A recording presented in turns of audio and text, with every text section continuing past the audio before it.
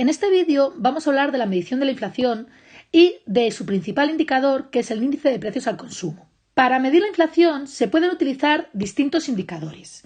Como ya vimos en un vídeo anterior, se podría utilizar el deflactor del PIB como indicador de la variación de los precios de los productos de una economía. Pero el principal indicador que se usa es el IPC o el índice de precios al consumo, que es un indicador que mide el Instituto Nacional de Estadística y para hacerlo utiliza la encuesta de presupuestos familiares.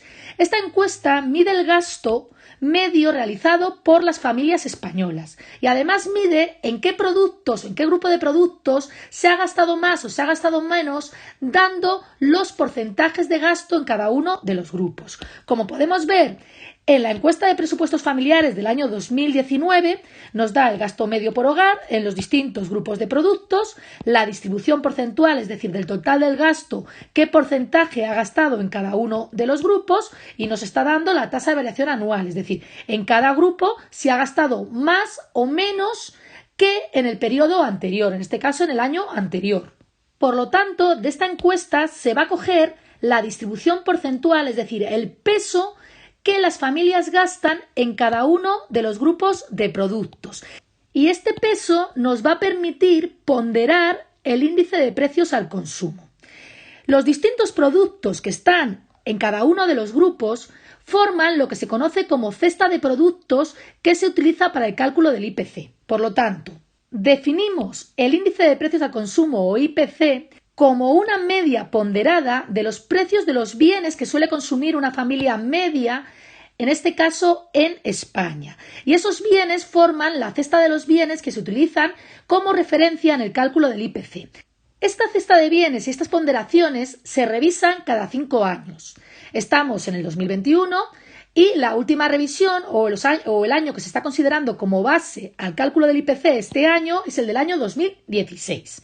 Por lo tanto, tenemos que el IPC es una media ponderada con los pesos que hemos calculado en la encuesta de presupuestos familiares. Y en el año que consideramos de referencia, el IPC se considera 1. Por lo tanto, si el IPC se sitúa por encima de 1, quiere decir que los precios han subido, y se sitúa por debajo de 1, quiere decir que los precios han bajado. Se puede considerar en tanto por 1 o en tanto por 100.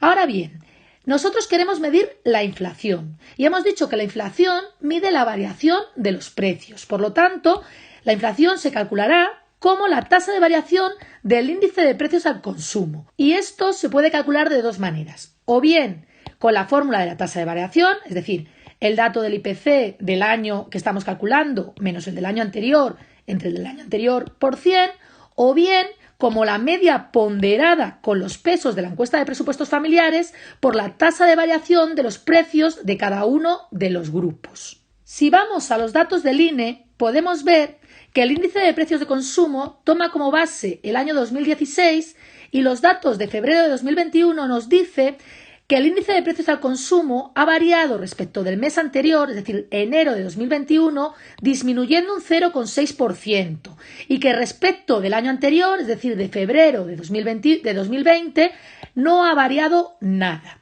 Una vez visto qué es el IPC y cómo se puede calcular, vamos a hablar de ciertas limitaciones que tiene el IPC. En primer lugar, solo representa a los precios de una cesta de bienes, es decir, no representa a los precios de todos los productos de una economía. En segundo lugar, los años base se actualizan cada 5 años y en 5 años ha podido cambiar mucho la proporción del gasto de las familias. Y en tercer lugar, no se está midiendo con el IPC el incremento en los precios debido al incremento de la calidad de los productos. Es decir, simplemente mide que los precios han subido, pero no tiene en cuenta si ese incremento ha sido debido a que ha mejorado la calidad. Relacionados con el IPC tenemos otros dos indicadores. En primer lugar, tenemos el IPC armonizado, que es el que se utiliza para hacer comparaciones con otros países internacionales y con otros países principalmente europeos, es decir, es el que utiliza el Banco Central Europeo al poner el objetivo de control de precios en el 2%. Si vemos los datos del índice de precios de consumo armonizado de febrero de 2021, vemos que la tasa de variación del IPC armonizado no ha variado mucho de la tasa de variación del IPC. Tenemos que la variación mensual ha sido de menos 0,6% y que la tasa de variación anual ha sido de menos 0,1%. Esta última, en el caso del índice de precios al consumo, era del 0%. Y el segundo indicador relacionado es la inflación subyacente. Esta inflación subyacente no tiene en cuenta los componentes más inestables del IPC, como pueden ser el precio de los productos energéticos y el precio de ciertos productos agrícolas. Al quitar del cálculo los componentes más inestables, lo que se va a hacer es tener una tendencia más regular. Por lo tanto, este indicador nos va a permitir medir la evolución de los precios a largo plazo. Si lo comparamos con el IPC, vemos que en rojo tenemos el IPC, que como vemos es más inestable, y en naranja tenemos la inflación subyacente, que mide mejor la tendencia de los precios. Para terminar el vídeo vamos a hacer un breve resumen del tema.